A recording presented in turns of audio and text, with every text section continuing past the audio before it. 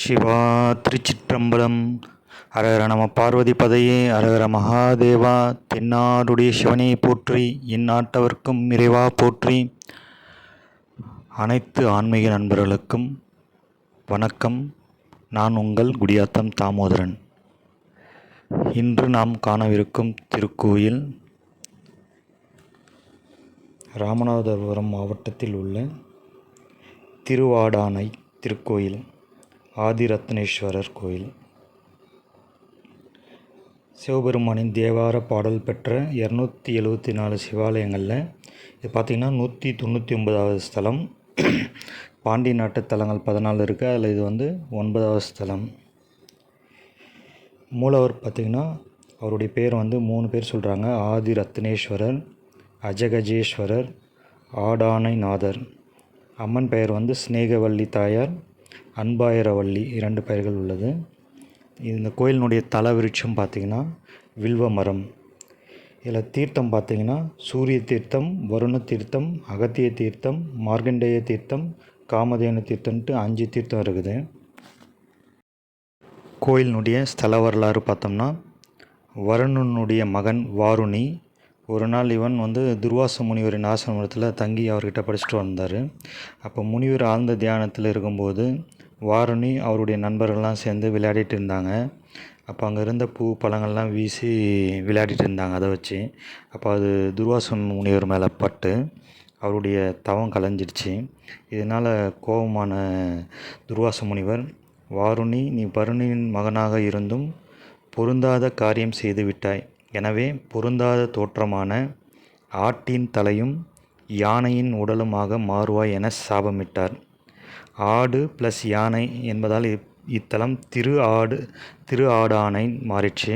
இப்போ அது வழக்கத்தில் திருவாடானைன்னு சொல்கிறாங்க. வடமொழியில் இதையே அஜகஜபுரம் என்று சொல்கிறாங்க. தன் தவற்றை உணர்ந்தவன் வாருணி இவனது நிலை கண்ட மற்ற முனிவர்கள் சூரியனுக்கு ஒளி கொடுத்த தலம் பாண்டிய நாட்டில் உள்ளது. அத்தலத்து இறைவனை வழிபாடு செய்தால் சாப விமோசனம் கிடைக்கும் என்று வாருணியிடம் கூறினார்கள். அதன்படி வாருணி என்ன பண்ணுறாருன்னா, இத்தலத்தில் தன் பெயரால் ஒரு குளத்தை அமைத்து தினமும் ஆதிரத்னேஸ்வரரை வணங்கிட்டு வர்றார், பூஜை செய்து வணங்கிட்டு வர்றாரு. இறைவனும் இவன் சாபம் நீக்கி என்ன வர வேண்டும் என்று கேட்கிறாரு. அப்போது வாருணி கேட்குறாரு, கலிகாலம் முடியும் வரைக்கும் இத்தலம் என் பெயராலே விளங்க வேண்டும் என வரம் பெறுகிறார். அத்துடன் பெரியவர்களிடம் மரியாதை குறைவாக நடந்தால் என்ன நடக்கும் என்பதற்கு நான் ஒரு உதாரணமாக இருக்க வேண்டும் என்று கேட்கிறான். இறைவனும் கிசைந்து இத்தலத்தை அஜகஜ சேத்திரம், ஆடு ப்ளஸ் ஆனை ப்ளஸ் புறம் என வழங்க அருள் புரிந்தார். இதுவே காலப்போக்கில் திரு என்ற அடைமொழியோடு திரு ஆடானை என்று மாறியது. இந்த கோயிலினுடைய சிறப்பு பார்த்திங்கன்னா, இந்த கோயில் 4 யுகத்திலிருந்து இருக்கிறதா சொல்கிறாங்க. தேவலோகத்தில் அந்த அமிர்தம் கடையும் போது அந்த அமிர்தத்திலிருந்து ஒரு துளி விழுந்து தான் இந்த ஊர் உருவானதாகவும் இந்த தல புராணம் சொல்லுது. இத்தலத்து இறைவனை வணங்குவோருக்கு முக்தி அளிப்பதால் இது முக்திபுரம் எனவும் இதனுடைய பெயர் சொல்கிறாங்க.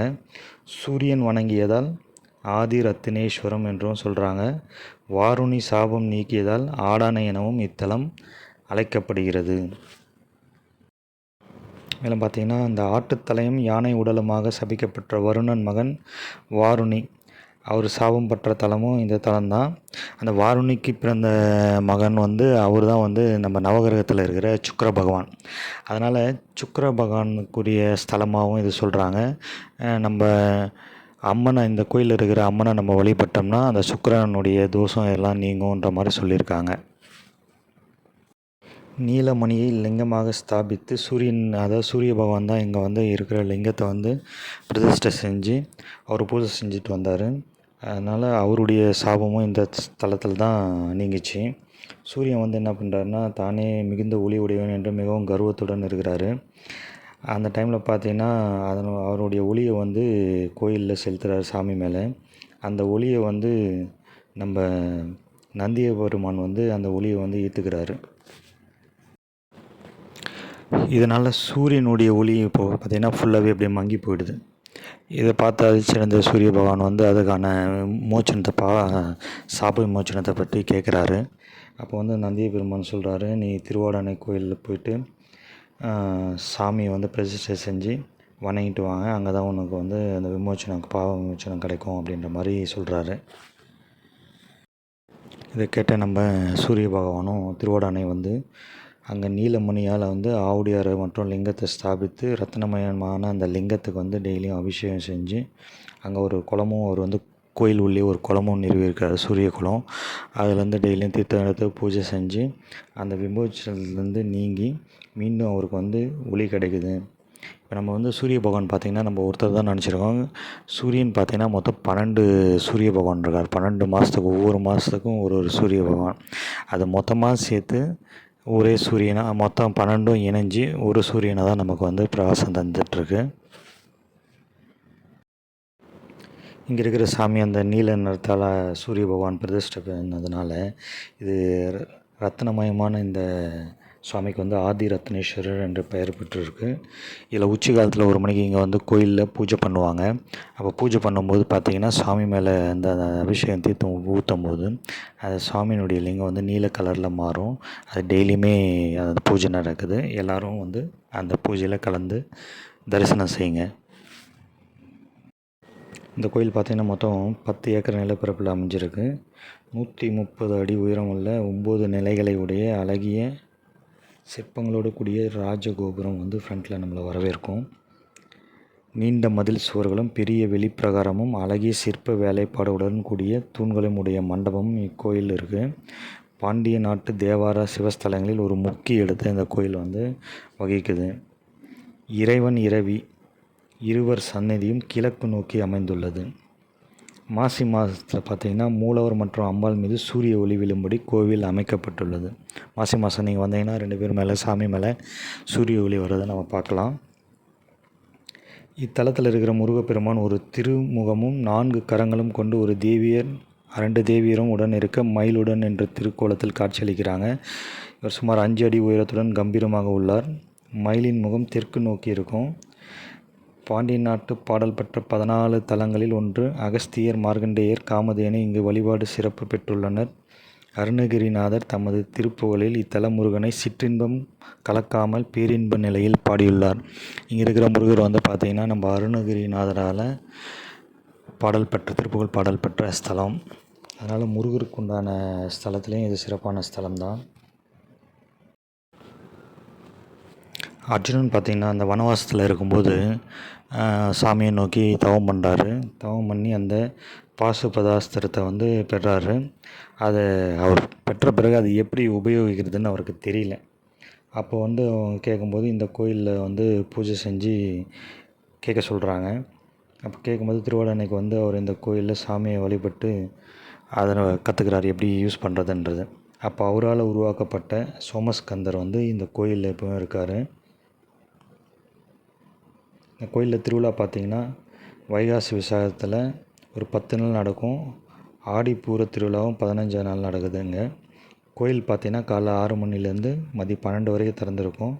ஈவினிங் 4:30லேருந்து நைட்டு 8:30 வரைக்கும் திறந்துருக்குங்க. இந்த கோயில் எங்கே இருக்குது பார்த்திங்கன்னா மதுரையிலேருந்து தொண்டி செல்லும் வழியில் வந்து 100 கிலோமீட்டர் தொலைவில் இருக்குது. சிவகங்கையிலேருந்து 50 கிலோமீட்டர் தூரத்தில் இருக்குது. காரைக்குடியிலேருந்து 20 கிலோமீட்ரு, தேவக்கோட்டையிலேருந்து 10 கிலோமீட்டரில் வரலாம். நம்ம திருச்சியிலேருந்து பார்த்திங்கன்னா 3 ஹவர்ஸ் ட்ராவல்ஸ் ஒரு 160 கிலோமீட்டர் வருங்க. தஞ்சாவூர் சைடாகவும் போகலாம். நம்ம ஆவுடையார் கோயிலேருந்து இந்த கோயில் பக்கம்தான், ஒரு 30-34 கிலோமீட்டர்லேயே வரும். அதனால் 2-3 டிஸ்ட்ரிக்கு ஜாயின் பண்ணுற இடத்துல தான் இந்த கோயில் இருக்குது. ராமேஸ்வரம் போயிட்டு வரவங்களோ, உத்தரகோசமங்கை போயிட்டு வரவங்களோ, இல்லை ஆவுடையார் கோயில் போயிட்டு வரவங்களோ வந்து தஞ்சாவூர் போனாலுமே இந்த கோயில் நியர்பை தான் வரும் உங்களுக்கு. அப்படியே இந்த கோயிலை பார்த்துட்டு வரலாம். மிகவும் முக்கியமான சாப விமோசனம் முன்ஜென்ம பாவம்லாம் போக்குற கோயில். நம்ம சுக்கிரனுக்கு பரிகார ஸ்தலம் மாதிரி, பரிகாரம் இல்லைனாலும் அந்த கோயிலில் வந்து தாயார் வந்து சுக்கிரனுடைய அதிபதி. அதனால் இந்த தாயாரை வழிபட்டால் உங்களை சுக்கிரனால் இருக்கிற பிரச்சனைகள்லாம் நீங்கும். இந்த கோயிலில் நாடி ஜோசியெல்லாம் பார்க்குறாங்க இல்லைங்களா, அவங்களாம் கூட வருஷத்துக்கு ஒரு வாட்டி இந்த கோயிலில் வந்து பூஜை செஞ்சுட்டு போகிறாங்க. உள்பிரகாரத்தில் பார்த்திங்கன்னா விநாயகர், சுப்பிரமணியர், சூரியன், 63 நாயன்மார்கள் இருக்காங்க. தட்சிணாமூர்த்தி, வருணலிங்கம், விஸ்வநாதர், சண்டிகேஸ்வரர், நடராஜர் இருக்கார், நால்வர் இருக்கார், பைரவர். இங்கே இருக்கிற பைரவர் வந்து சிறப்பு வாய்ந்த பைரவர். கண்டிப்பாக பைரவரை தரிசனம் செய்யுங்க. சந்திரன் பகவான் இருக்கார். சுக்கிரதோஷ நிவர்த்தி தலமாக தலம் வழங்குது.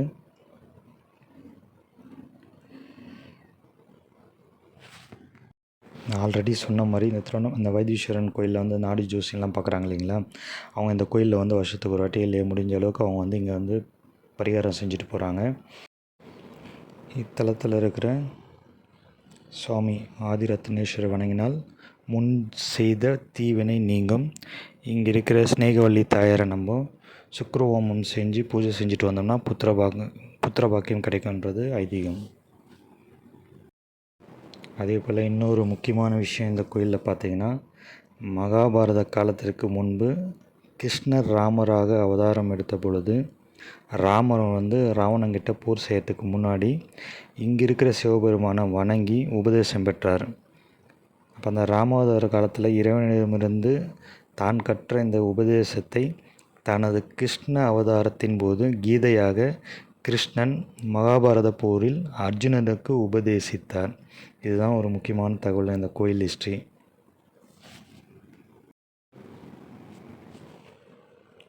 அடுத்து பார்த்திங்கன்னா, மார்க்கண்டேயர், காமதேனு பகவான், சூரிய பகவான், அகத்தியர் குரு, திருஞான சம்பந்தர் ஆகியோர் அவரவர் வாழ்ந்த காலங்களில் பல யுகங்களில் தொடர்ந்து இங்குள்ள இறைவனை வழிபட்டு வந்துள்ளனர்.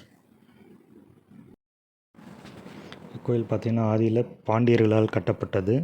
பின்னர் நாயக்கர்களால் கோயிலை அவங்க தான் வந்து விரிவுபடுத்தியிருக்காங்க. தற்போது உள்ள கோயில் 19ஆம் நூற்றாண்டில் சேதுபதி மன்னர் தலைமையில் நாட்டுக்கோட்டை நகரத்தால் வந்து கட்டப்பட்டது.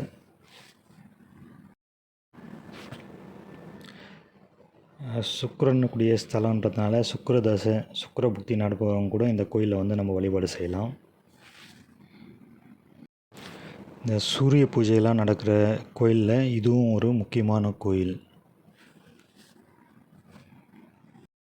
இதுபோல் ஏகப்பட்ட சிறப்பு வாய்ந்த இந்த தேவாரம் பாடல் பெற்ற சிவஸ்தலத்தில் அப்பர் சன்மார்க்க உழவாரப்பணி அறக்கட்டளை வேலூர் மாவட்டம் சார்பாக 2 பஸ்ஸில் போனோம். வேலூர்லேருந்து கிட்டத்தட்ட 90 அடியார்கள் இந்த உழவாரப்பணியில் கலந்துட்டாங்க. அனைவரும் எல்லாருமே அந்த கோயிலை வந்து சிறப்பாக உழவாரப்பணி செய்து கொடுத்தனர். இதில் உழவாரப்பணிக்கு அரேஞ்ச் செய்து கொடுத்த சிவகார்த்திகேயன் ஐயா, ராஜசேகரன் ஐயா, டெல்லி பாபு அவர்களுக்கும் நன்றி.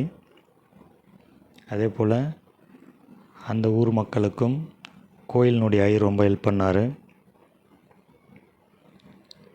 மற்றும் அங்கே இருக்கிற நிர்வாகிங்க எல்லாருமே நல்லா ஹெல்ப் பண்ணாங்க. அங்கே இருக்கிற குட்லக் மருத்துவமனை டாக்டர் மருத்துவர் அவங்களும் வந்து நாங்கள் குளிக்கிறதுலேருந்து சமையல் செய்கிறதுலேருந்து அங்கே அவங்க மண்டபத்தை கொடுத்து நமக்கு ஹெல்ப் பண்ணாங்க. அவங்களுக்கும் ரொம்ப ரொம்ப நன்றி. உணவு கொடுத்த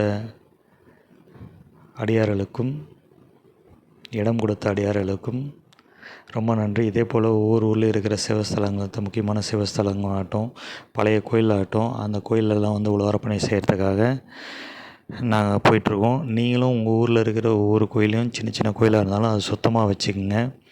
கோயிலில் அங்கங்கே விபூதியெல்லாம் கீழே கொட்டாதீங்க. இந்த செவுத்தில் கொட்டுறது அதெல்லாம் வேண்டாம். கோயிலை சுத்தமாக வச்சுக்கோங்க. கோயிலில் வந்து இது சாமி வேண்டிட்டு நான் இதை பண்ணுறேன் அதை பண்ணுறேன்னு வேண்டதை விட இந்த கோயில் உங்கள் வேண்டுதல் நிறைவேறிச்சுன்னா இந்த கோயிலை நான் சுத்தம் பண்ணுறேன், பெருக்கிறேன், கழுவி தள்ளுறேன், இல்லை உழவாரப்பணி செய்யும் அடியார்களுக்கு தேவையானதை வாங்கி தரேன், தொடப்பமோ அந்த பொருட்கள் ஏதோ ஒன்று வாங்கி தரேன் அப்படின்ற மாதிரி வேண்டிக்குங்க. கண்டிப்பாக இறைவன் அருள் உங்களுக்கு கிடைக்கும். ஆலய தூய்மை, ஆண்டவன் சேவை, கோயிலை எல்லோரும் சுத்தமாக வச்சுக்கோங்க. தொடர்ந்து இறைவனை வழிபடுங்கள். நன்றி. சிவாய நம. திருச்சிற்றம்பலம். இந்த கோயிலில் நாங்கள் உழவாரப்பணி முடிச்சுட்டு அன்றைக்கி ஈவினிங்கே திருச்சி கிளம்பிட்டோம். திருச்சியில் வந்து திருப்பட்டூர் பிரம்மபுரீஸ்வரர் கோயில் உழவாரப்பணி செய்கிறதுக்காக கிளம்பிட்டோம். அன்றைக்கி நைட்டு திருச்சியில் இருக்கிற தங்கலட்சுமி அம்மா, மோகன் ஐயா அவங்களாம் சேர்ந்து எங்களுக்காக ஒரு மண்டபம் அரேஞ்ச் பண்ணி கொடுத்து எங்கள்கிட்ட காசு வாங்கலை. அவங்க அழகாக எங்களை தங்க வச்சு இரவு உணவும் அவங்க தான் கொடுத்தாங்க. இது மாதிரி எல்லா ஊர்லேயுமே கிட்டத்தட்ட நிறைய அடியார்கள் எல்லாருக்குமே ஹெல்ப் பண்ணுறாங்க. அவங்களும் அவங்க குடும்பத்தாரும் நன்றாக இருக்கட்டும். இறைவனை வேண்டிக் கொண்டு நன்றி. சிவாய நம. திருச்சிற்றம்பலம்.